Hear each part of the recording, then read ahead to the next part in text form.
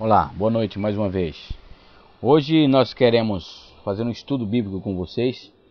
Você tem uma Bíblia em casa, gostaria que você pegasse essa Bíblia para ler os textos que nós vamos estar lendo aqui. Hoje nós queremos falar sobre crescendo por meio da tentação. Creio que esse vídeo vai ser 2 vídeos, não vai ser somente um, porque não vai ter condições de fazer somente em um. Crescendo por meio da tentação. O texto está em Tiago capítulo 1, versículo 12, que diz: Feliz é o homem que não cede e não pratica o mal quando é tentado, porque depois receberá como recompensa a coroa da vida que Deus prometeu àqueles que o amam. Queridos, no caminho do amadurecimento espiritual, nós sabemos que cada tentação se torna um degrau em vez de uma pedra de tropeço. Você sabia disso? Cada tentação se torna um degrau em vez de uma pedra de tropeço. Quando você se dá conta de que é uma oportunidade tanto para fazer a coisa certa quanto a errada. A tentação apenas apresenta uma escolha. Embora a tentação seja a principal arma de Satanás para a destruição, Deus quer utilizá-la para fortificar a mim e a você. Toda vez que você escolher fazer o bem em vez de pecar, você estará desenvolvendo o caráter de Cristo. Gálatas capítulo 5, versículo 22 e 23 diz: Quando o Espírito Santo controla nossas vidas, produz frutos como amor, alegria, paz, paciência, benevolência, bondade, devoção, mansidão e domínio próprio. Deus utiliza a situação oposta de cada fruto para nos permitir fazer uma escolha. A integridade é construída ao se derrotar a tentação da desonestidade. A humildade cresce quando nos recusamos a ser arrogantes.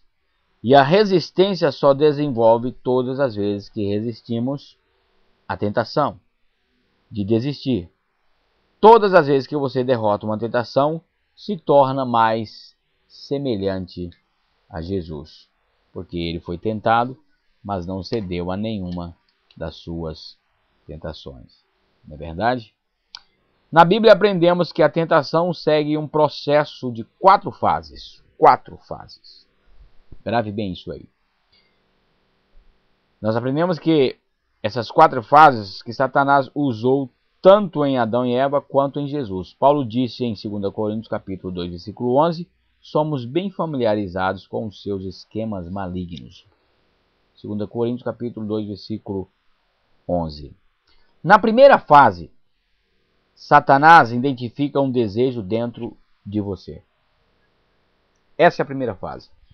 Ele identifica um desejo dentro de você. A tentação sempre começa na sua mente. A tentação sempre começa ali. Ali é gerado todas as coisas. Jesus disse: pois do interior do coração dos homens vêm os maus pensamentos, as imoralidades sexuais, os roubos, os homicídios, os adultérios, as cobiças, as maldades, o engano, a devassidão, a inveja, a calúnia, a arrogância e a insensatez. Todos esses males vêm de dentro. Marcos, capítulo 7, versículo 21 a versículo 23. Existe um exército inteiro de maus desejos dentro de vocês. Tiago capítulo 4, versículo 1. Tudo isso é bíblico. Tudo isso é bíblico que eu estou dizendo aqui para vocês e para mim também. Porque quando um mensageiro, um pregador prega, quando ele ministra a palavra de Deus, ele ministra primeiro a si próprio. Ele fala a si próprio para depois ministrar então aos seus ouvintes. A segunda fase que Satanás usa é a dúvida. Satanás tenta fazê-lo duvidar do que Deus disse sobre o pecado. Ele diz assim, Hebreus capítulo 3, versículo 12, diz: cuidado, não deixe os maus pensamentos ou as dúvidas levarem alguns de vocês a se afastar do Deus vivo. Hebreus capítulo 3, versículo 12. A terceira fase é o engano, o engodo. Satanás é incapaz de falar a verdade e é chamado pai da mentira. Ele oferece a mentira para substituir o que Deus já disse na sua palavra. Muitas pessoas são coniventes e sócias de Satanás na mentira, porque não falam a verdade e vivem na mentira. E por isso falam a mentira e vivem na mentira, são sócios e coniventes de Satanás na mentira. Jesus disse: vocês pertencem ao pai de vocês, o diabo, e querem realizar o desejo dele. Ele foi homicida desde o princípio e não se apegou à verdade, pois não há verdade nele. Quando mente, fala a sua própria língua, pois é mentiroso e pai da mentira. João capítulo 8, versículo 44. Portanto, Satanás é o pai da mentira. E quem mente com ele, é conivente com ele, né? E é sócio dele na mentira.